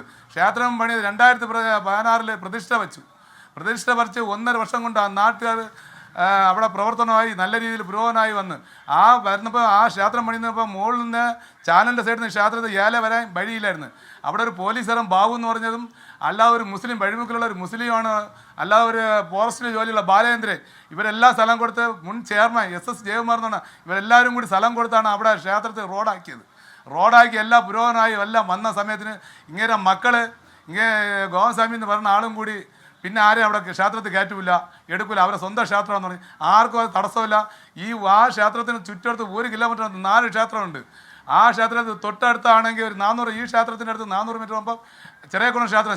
യേശുദാസ്, ഈ പറഞ്ഞ ക്ഷേത്രത്തില് രാത്രിയാണ് വിളക്ക് കത്തിക്കുന്നതെന്നും അവിടേക്ക് ആരെയും കയറ്റില്ല, അവിടെ എന്തൊക്കെയോ കർമ്മങ്ങൾ നടക്കുന്നുണ്ട്, ഇങ്ങനെയൊക്കെ നാട്ടുകാരിൽ പലരും പറയുന്നതായി അറിഞ്ഞല്ലോ. അങ്ങനെ താങ്കളും സംശയിക്കുന്നുണ്ടോ? ഉണ്ട്, സംശയിക്കുന്നുണ്ട്. രാത്രി 12:30 ശേഷമാണ് ആ ക്ഷേത്രത്തിൽ വിളക്കെത്തിക്കുന്നത്. 1:30 മണിക്കേക്കും വരെ അവിടെ പൂജ അവർ സ്വന്തമായിട്ട്, വേറെ ആരുമില്ല. അത് കഴിഞ്ഞിട്ട് രാത്രി ഇടയ്ക്കായിട്ടും ശിവൻ്റെ ഭക്തിഗാനമായിട്ടും ഇട്ട നാട്ടുകാർക്ക് മൊത്തം ബുദ്ധിമുട്ടായി. നേരിയ സ്റ്റേഷനിൽ പരാതി കൊടുത്ത് അവിടുന്ന് പോലീസുകാർ വന്നാണ് ഈ പാട്ട് നിർത്തിച്ചത്. പിന്നെ ഇപ്പോഴത്തെ സംശയം എന്ന് വെച്ച് കഴിഞ്ഞാൽ 100% സംശയം എന്ന് പറഞ്ഞാൽ ഈ സുഖമില്ലാതെ 1 വർഷം കൊണ്ട് കിടക്കുകയാണ്. മൂത്രം ഒഴിച്ച് മലവും എടുത്തുകൊണ്ട് കിടക്കണതാണ്. ഈ സ്വാമി എന്ന് പറഞ്ഞ ഗോവൻ മണിയൻ ചേട്ടന് എഴിച്ച് നടക്കാൻ പറ്റാത്ത ഒരു വ്യക്തി എങ്ങനെ അമ്പലത്തിൽ നിന്ന് 2 കരിക്ക് ജപിച്ച് കുടിച്ചു? അത് കഴിഞ്ഞിട്ട് എങ്ങനെ കഞ്ഞി കുടിച്ചു? ഈ നടക്കാൻ വയ്യാത്ത ആള്. അത് കഴിഞ്ഞ് കഞ്ഞി കുടിച്ച് BP ഷുഗറിൻ്റെ ഗുളികയും കഴിച്ചുകൊണ്ട് എങ്ങനെ പോയി സമാധിയിരുന്നു? ഇളയ മോഹൻ പറഞ്ഞത്, രാജസ്ഥാൻ എന്ന് പറഞ്ഞ ഒരു മോഹൻ പറഞ്ഞത്. അത് കഴിഞ്ഞ് മൂത്ത മോഹൻ പറഞ്ഞത് ചമ്മണം കോട്ടി ഇരുന്നു, 2 കൈ മുകളിൽ പൊക്കി പിടിച്ച് സമാധിയായിട്ട് ഇരുന്നെന്ന്. അത് കഴിഞ്ഞിട്ട് അവൻ്റെ അമ്മ പറയണ സരോജ എന്ന് പറഞ്ഞാൽ ഒരു അമ്മ പറയണമെന്ന് വെച്ച് കഴിഞ്ഞാൽ ഞാൻ ചെന്ന് നോക്കിയപ്പോൾ നെഞ്ച് തുടിക്കണമെന്ന്. ഇത് ആര് കണ്ടു? ആരെങ്കിലും വിളിച്ചോ? വാർഡ് മെമ്പറെ വിളിച്ചറിയിച്ചോ? ഒരു ഡോക്ടറെ കൊണ്ടുവന്ന് അവിടെ ഇരുത്തിയപ്പോൾ മരിച്ചെന്ന് അറിഞ്ഞോ? അല്ലെങ്കിൽ അവിടെ ഒരു MLA അല്ലെങ്കിൽ നാട്ടുകാർ ഞങ്ങളെപ്പോലുള്ളവർ അറിയിച്ചോ? ബന്ധുക്കൾ ആരും അറിയിച്ചില്ല. ഇത് 9-ാം തീയതി 11 മണിക്ക് ഇവരെല്ലാം ചെയ്ത് ആ സമാധിരിക്കണമെന്ന് പറഞ്ഞ സ്ഥലം യഥാർത്ഥത്തിൽ അവർ കെട്ടിയതല്ല, പണ്ട് നാഗരിക്ക് വേണ്ടി അവിടെ കെട്ടിയ സ്ഥലമാണത്. നാഗരിക്ക് വേണ്ടി കെട്ടി വെച്ചിട്ട് അവിടെ അത് പറ്റൂല എന്നായപ്പോൾ ഈ ബാലേന്ദ്രൻ ഫോറസ്റ്റ് ജോലിയുള്ള വ്യക്തിയാണ് 1 സെൻറ്റ് സ്ഥലം കൊടുത്തത് ഈ റോഡിൻ്റെ സൈഡിൽ. സ്ഥലം കൊടുത്ത് അവിടെ നാഗര പ്രതിഷ്ഠ വെച്ചു. ഈ സ്ഥലം ഫ്രീ ആയിട്ട് ഇട്ടിരുന്നു. നാഗര വയ്ക്കുന്ന സ്ഥലമല്ല, വീതി കിട്ടാത്തതുകൊണ്ട് ചെറിയ ഒരു കുടുക്ക പോലെ ആൾത്തറ പോലെയാണ് കെട്ടിവെച്ചിരുന്നത്. ആ സ്ഥലത്താണ് ഇപ്പം ഗോസ്വാമി സമാധിയായി എന്നും പറഞ്ഞ് അച്ഛനും അമ്മയും 2 മക്കളും ഒരു മരുമകളും കൂടി ചേർന്ന് ചെയ്തിരിക്കുന്നത്. ഇത് കൊലപാതകം എന്ന് പറഞ്ഞാൽ 100%. ഞങ്ങൾ നാട്ടുകാർ ഒറ്റക്കെട്ടാ പറയാണ്, ഇത് ജീവനോടെ കൊന്നേ കൊണ്ടുവച്ചിരിക്കും, അല്ല നടന്നു പോയി സമാധിയായിട്ട് ഇരുത്താൻ നോക്കൂല. ഇത് ഇവരെ പേരിൽ കൊലക്കുറ്റത്തിന് കേസെടുത്തേ പറ്റൂ. ഇതിപ്പം അല്ല യേശുദാസ്, അതൊക്കെ അല്ല അങ്ങനെയൊന്നും നമ്മളിപ്പോ പറയണ്ട യേശുദാസ്. കാരണം അതൊക്കെ അന്വേഷിക്കാൻ പോലീസുണ്ട്, ഇവിടെ നിയമ സംവിധാനങ്ങളുണ്ട്. നാളെ അവർ തുറന്നു നോക്കട്ടെ. കുടുംബത്തിനൊരു ഭാഗത്തൊരു വാദമുണ്ട്, നമുക്ക് നിയമ സംവിധാനങ്ങളുണ്ട്, അന്വേഷണ സംഘമുണ്ട്, കോടതി ഇപ്പോൾ അതിനകത്ത് ഇടപെട്ടിട്ടുണ്ട്, കല്ലറ തുറന്ന് പരിശോധിക്കണമെന്ന് പറയേണ്ടത് അതൊക്കെയല്ലേ നമ്മൾ കാത്തിരുന്ന അന്വേഷണം. നമുക്ക് ഇതിലെപ്പോഴും തീർപ്പ് കൽപ്പിക്കാനായിട്ടില്ലല്ലോ. അപ്പൊ നിങ്ങൾക്ക് കുറെ അനുഭവങ്ങളൊക്കെ ഉണ്ടായിട്ടുണ്ടാകും. പക്ഷേ അല്ല ഞാൻ പറഞ്ഞത് നമ്മൾ ഈ ഒരു മാധ്യമത്തിൽ നിന്നുകൊണ്ട് ഇത് പറയുമ്പോൾ നമ്മൾ ഒരു മിനിറ്റ് ഞാൻ പറഞ്ഞേക്കാം സാറേ. ഈ ഒരു മിനിറ്റ് നിങ്ങൾ കേൾക്കണം. ഇത് ഒരു സുഖമില്ലാതെ കിടന്ന ആള് സമാധിയാക്കി നടന്നു വരുന്നത് പറഞ്ഞത് 100% കള്ളമല്ലേ, പച്ച കള്ളമല്ലേ പറഞ്ഞത്. അത് പച്ച കള്ളം ആരെങ്കിലും വിശ്വസിക്കോ? ഈ ചോറ് വെച്ച് അന്നം കഴിക്കുന്ന ആരെങ്കിലും വിശ്വസിക്കോ? ഈ സുഖമല്ല 1 വർഷം കൊണ്ട് കിടന്ന മനുഷ്യനല്ലേ, നടക്കാൻ പറ്റാത്ത മൂത്രവും മലം വരെ കട്ടിലെടുത്ത് ഭാര്യയും മക്കളും എടുക്കുന്ന ആളല്ലേ. ആ ആള് ചെന്ന് സമാധിരുന്നെന്ന് പറഞ്ഞാൽ ഒരു 25 മീറ്റർ നടന്നു പോകുന്ന ആരാണ് വിശ്വസിക്കും? ലോകത്ത് ആരെങ്കിലും ഒരു ജനങ്ങൾ ഒരു പച്ച ഇന്ന് പറയുന്ന ഒരു കുഞ്ഞുപോലും വിശ്വസിക്കില്ല. ഈ പ്രദേശവാസി പറഞ്ഞതിൽ നിന്ന് താങ്കൾക്ക് എന്തെങ്കിലും സംശയങ്ങളുണ്ടോ? അല്ല, നമുക്ക് സംശയങ്ങളുണ്ട്. ഇപ്പോൾ പ്രദേശവാസികൾക്കായിരിക്കുമല്ലോ കൂടുതൽ അറിയുക. ഞാൻ പറഞ്ഞ മാതിരി തന്നെ എനിക്ക് തോന്നുന്നത് അവർ നേരത്തെ ഒരു അമ്പലം ഉണ്ടാക്കി, അത് അത്ര പോപ്പുലർ ആയിരുന്നില്ല. എന്തുകൊണ്ട് പോപ്പുലർ ആയിരുന്നില്ല അറിയില്ല. അപ്പോൾ കുറച്ചുകൂടി പോപ്പുലർ ആയിട്ടുള്ള കൂടുതൽ പൈസ കിട്ടാവുന്ന ഒരു ആത്മീയ വ്യാപാരം തുടങ്ങാൻ വേണ്ടിയിട്ടായിരിക്കണം ഇത് ചെയ്തത്. അത് അച്ഛന് ചിലപ്പോൾ അറിഞ്ഞിട്ടുണ്ടാവില്ല. മകൻ, എനിക്ക് തോന്നുന്നു 2ാമത്തെ മകൻ മാത്രമായിരിക്കും അത് പ്ലാൻ ചെയ്ത്, അറിയില്ല.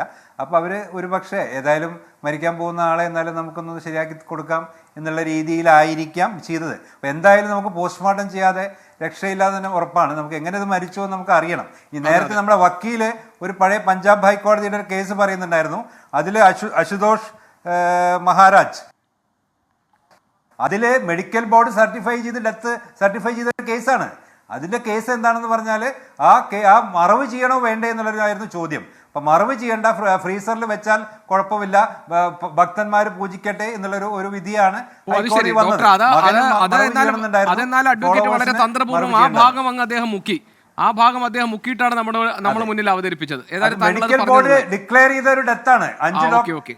അതായത് ഡിക്ലെയർഡ് ഡെഡ് അതിനുശേഷമാണ് സർട്ടിഫൈ ചെയ്തത്. ശരി, അവിടെ ആണെങ്കിൽ ഹൈക്കോടതി ചോദിച്ച ചോദ്യം വളരെ ഇതാണല്ലോ, എവിടെയാണ് ഡെത്ത് സർട്ടിഫിക്കറ്റ് ചോദിച്ചത്. അതിന് ആ കേസിൽ ഒരു ഉത്തരമുണ്ട്. ഞാൻ സുഭാഷ് ബാബു സാർ, ചർച്ചയുടെ സമയം അവസാനിക്കാറായി, എങ്കിലും താങ്കൾ ഈ പ്രദേശവാസി പറഞ്ഞതിൽ നിന്ന് താങ്കൾക്ക് മനസ്സിലായത്?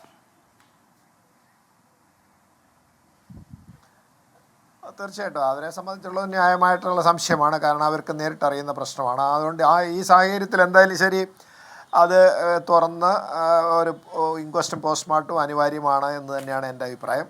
അതുകൊണ്ട് അത് ചെയ്യപ്പെടണം എന്നുള്ളതിന് സംശയമൊന്നുമില്ല. അത് ചെയ്യപ്പെടാനുള്ള സാഹചര്യം എന്തായാലും കോടതി പോയാലും ഉണ്ടാകാനുള്ള സാഹചര്യമാണ് ഞാൻ കാണുന്നത്. പിന്നെ എക്സിക്യൂട്ടീവിനെ സംബന്ധിച്ചിടത്തോളം അവർ തടസ്സങ്ങളൊക്കെ വരുന്ന അവസരത്തിൽ അത് കോടതിയിലേക്ക് വിടുക. കോടതി ഏതായാലും അവർ തന്നെ പോയ സാഹചര്യത്തിൽ കോടതിയിൽ നിന്നൊരു തീരുമാനം ഉണ്ടാക്കും. അതിനനുസരിച്ചിട്ട് ഈ പ്രശ്നം അവസാനിപ്പിക്കാൻ കഴിയുമെന്നാണ് ഞാൻ വിശ്വസിക്കുന്നത്. സ്വാമി ഗുരുരത്നം ജ്ഞാനതപസി, ഇതിപ്പോൾ ഈ സമാധിയുമായി ബന്ധപ്പെട്ട ചർച്ചകളിലേക്ക് മാറുന്നു. അവിടെ മതം ഒരു വലിയ വിഷയമാക്കി ഉയർത്തിക്കൊണ്ടുവരും. ഇപ്പോൾ നേരത്തെ തന്നെ അഭിഭാഷകൻ പറഞ്ഞത് കേട്ടില്ലേ, ഹിന്ദു മതാചാര പ്രകാരമാണ് ഇതൊക്കെ നടത്തിയിട്ടുള്ളതെന്നാണ്. അവിടെയാണ് താങ്കളുടെ ഒരു വ്യക്തത വരുത്തൽ ആവശ്യമായിട്ടുള്ളത്. അപ്പോൾ ഇവർ സമാധിയെ സംബന്ധിച്ചിടത്തോളം പറഞ്ഞു, സമാധിയായി കഴിഞ്ഞാൽ കല്ലറ പൊളിക്കാൻ പാടില്ല, മൃതദേഹത്തെ തൊടാൻ പാടില്ല, അല്ലെങ്കിൽ പുറത്തെടുത്തിട്ട് പോസ്റ്റ്മോർട്ടം ചെയ്യാൻ പാടില്ല. അതൊക്കെ സത്യമാണ്. കാരണം ഒരാൾ സമാധിയാകുന്ന രീതിയിൽ നോക്കിയാൽ അതൊക്കെ ഈ പറയുന്ന രീതിയിലുള്ള കാര്യങ്ങളെല്ലാം ഉള്ളത് തന്നെയാണ്. പക്ഷേ ഇവിടെ അതൊന്നുമല്ല സംഭവിച്ചിരിക്കുന്നത്. ഇവിടെ സംഭവിച്ചിരിക്കുന്നത് നേരത്തെ ഇവിടെ സൂചിപ്പിച്ചതുപോലെ ആരോടും പറയാതെ, ആരെയും അറിയിക്കാതെ. ഇപ്പോൾ സമാധി ആളുകളെ അറിയിച്ചു കഴിഞ്ഞാൽ ഏകാഗ്രത നഷ്ടപ്പെടുമെന്നാണ് പറയുന്നത്. ഞാൻ നേരത്തെ സൂചിപ്പിക്കുകയുണ്ടായി, സമാധി എന്ന് പറയുന്നത് ശാരീരികമായി വിയോഗം മാത്രമല്ല, അത് ആത്മീയമായി സാധനയിലൂടെ പോകുന്ന എല്ലാ ആളുകളെ സംബന്ധിച്ചിടത്തോളം ഉണ്ടാകുന്ന കാര്യമാണ്. പിന്നെ ഇതിനകത്ത് പലരും പറഞ്ഞ കാര്യത്തെ കുറിച്ച് പറയുമ്പോൾ എന്താണ് അദ്ദേഹം ചുമട്ടുതൊഴിലാളിയാണ്, അല്ലെങ്കിൽ അദ്ദേഹം ഈ പറയുന്ന പോലെ എന്താണ് കൂലിപ്പണിക്കാരനാണെന്നൊക്കെ പറയുകയുണ്ടായി. കൂലിപ്പണിക്കാർക്ക് സ്വാമിമാരാകാൻ കഴിയില്ല എന്നൊന്നും നമുക്ക് പറയാൻ സാധിക്കുകയില്ല. കാട്ടാളനായിരുന്ന വാത്മീകിയാണ് യഥാർത്ഥത്തിൽ രത്നാകരനാണ് യഥാർത്ഥത്തിൽ വാത്മീകിയായിട്ട് മാറിയത്. ഇവിടെ വിഷയമെന്ന് പറയുന്നത് സമാധിയിൽ, ഈ ലോകത്തിൽ നമ്മൾ കേട്ടുകേൾവി പോലും ഇല്ലാത്ത സംഭവമാണ്. സമാധിയിൽ നിന്നൊരാളെ പുറത്തെടുത്ത് പോസ്റ്റ്മോർട്ടം ചെയ്യുന്ന സമയത്ത് എന്താ പറയുക, അതിനകത്ത് അസ്വാഭാവികതയൊന്നും കാണാൻ കഴിയില്ല. നമ്മളിപ്പോൾ ഡോക്ടർ അരുൺ ഉൾപ്പെടെയുള്ള ആളുകൾ ഇവിടെ പറയുകയുണ്ടായി. അസ്വാഭാവികത എന്ന് പറയുന്നത് നമ്മൾ കാണേണ്ടത് അത് എന്താ പറയുക, മരിക്കുന്ന സമയത്ത് എന്താണോ സംഭവിക്കുന്നത്.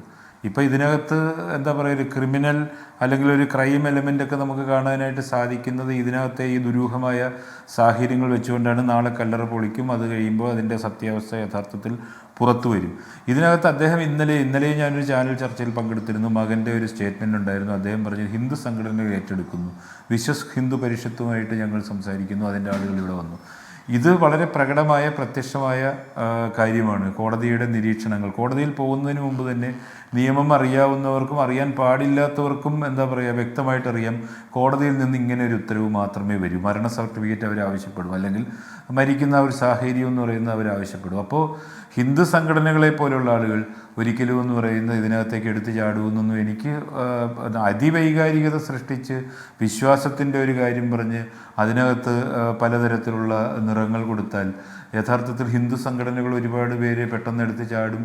ബുദ്ധിയുള്ളവരെടുത്ത് ചാടുമെന്ന് യഥാർത്ഥത്തിൽ എനിക്ക് തോന്നുന്നില്ല. നാളെ ഇവിടെ എന്തെങ്കിലും ഒരു സംഘർഷം ഉണ്ടായാൽ അല്ലെങ്കിൽ അതിനെ തടയാനായിട്ട് ഏതെങ്കിലുമൊക്കെ വന്നു കഴിഞ്ഞാൽ അതിന് പോലീസിന് കൃത്യമായ നിലയിലെന്ന് പറഞ്ഞാൽ അവരോട് ആ തരത്തിൽ നടപടിയെടുക്കുവാൻ സാധിക്കും. പിന്നെ മറ്റൊരു കാര്യമെന്ന് പറയുന്നത് ഇതിനകത്ത് ആരോപിക്കുന്ന മുസ്ലിമുകൾ ആയിട്ടുള്ള ആളുകളാണ് ഇതിൻ്റെ പിന്നിലെന്നൊക്കെയുള്ള രീതിയിൽ മക്കളൊക്കെ പറയുന്നുണ്ട്. എനിക്കത് തോന്നുന്നില്ല. അതിനകത്ത് ഇപ്പോൾ മുസ്ലിമായിട്ടുള്ള ആളല്ലല്ലോ പരാതി കൊടുത്തു, വഴി നടക്കുവാൻ കഴിയുന്നില്ല എന്ന് വിചാരിച്ചിട്ട് പരാതി കൊടുത്തു.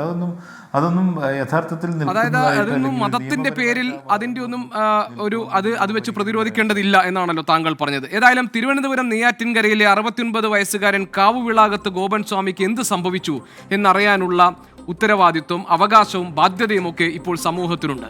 കാരണം സമാധി എന്നത് ദുരൂഹമായി തന്നെ നിലകൊള്ളുന്ന സാഹചര്യത്തിൽ അതുകൊണ്ട് മരണ സർട്ടിഫിക്കറ്റ് ഇല്ലാത്ത മരണം അത് സ്വാഭാവികമാണോ അസ്വാഭാവികമാണോ എന്ന് അറിയേണ്ടത് നിയമത്തിൻ്റെ മാത്രം കാര്യമല്ല, അത് സമൂഹത്തിൻ്റെ കൂടി ഭാഗമായി ഉത്തരവാദിത്വമായി മാറിയിരിക്കുകയാണ്. അതിനുവേണ്ടി നമുക്ക് കാത്തിരിക്കാം. ദുരൂഹതകൾ നീങ്ങട്ടെ. ഈ ചർച്ചയിൽ പങ്കെടുത്ത എല്ലാ അതിഥികൾക്കും നന്ദി.